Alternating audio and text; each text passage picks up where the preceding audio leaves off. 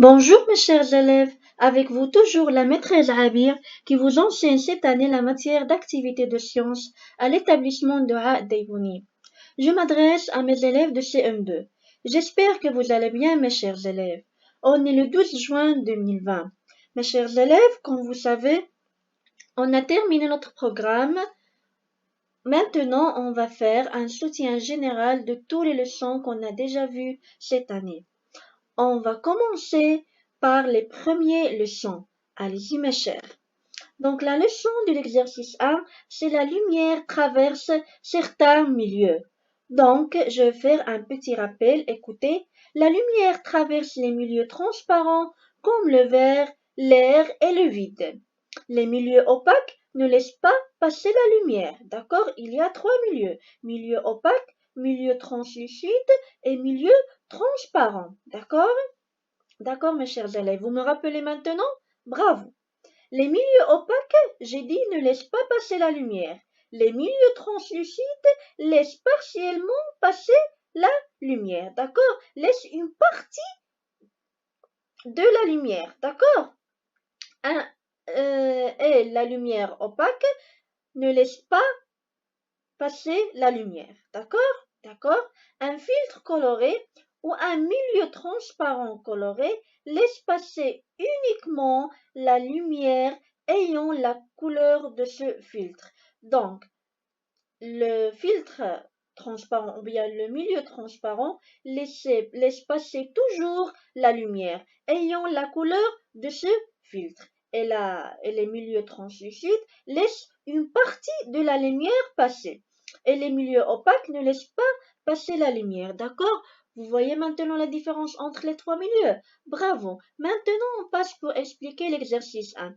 La question est la suivante. Mets le croix X dans la case convenable. Donc, choisissez la bonne réponse et mettez le croix. Donc, l'eau, c'est un matériel transparent ou bien translucide ou bien opaque. Le sable, c'est un matériel transparent, translucide ou bien opaque. Et ainsi de suite. Donc, mettez le croix dans la case convenable. D'accord, mes chers élèves?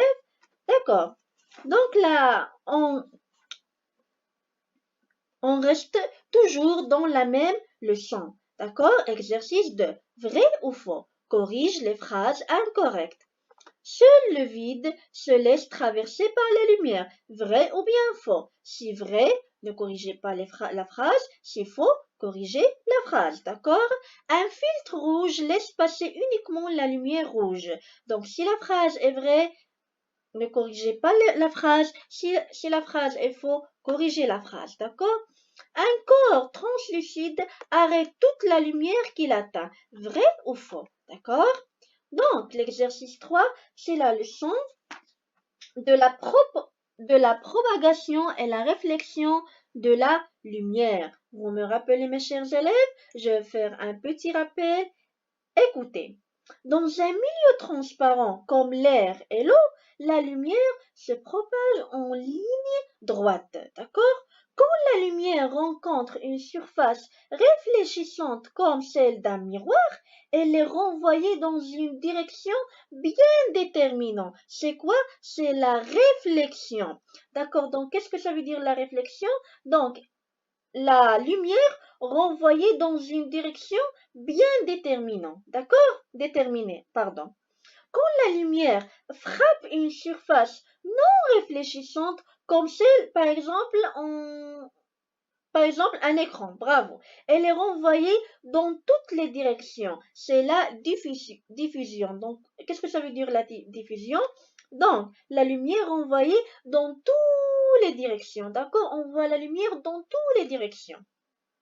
Bravo. Le miroir plan dans une image de même grandeur que l'objet. Le miroir convexe une image plus petite alors que le miroir convainc en donne de près une image plus grande. Donc maintenant, vous avez bien compris qu'est-ce que ça veut dire la réflexion, la propagation et la diffusion. D'accord? Vous me rappelez bien? Bravo. Donc l'exercice 3, la question est la suivante. Relie chaque dessin au phénomène correspondant. Ici, on a trois images. Donc, vous devrez relier chaque dessin au phénomène correspondent. Donc, le premier phénomène, c'est propagation en ligne droite de la lumière. Le deuxième phénomène, réflexion de la lumière dans une direction déterminée. Et le troisième phénomène, diffusion dans toutes les directions. D'accord? Donc, c'est très simple, mes chers élèves.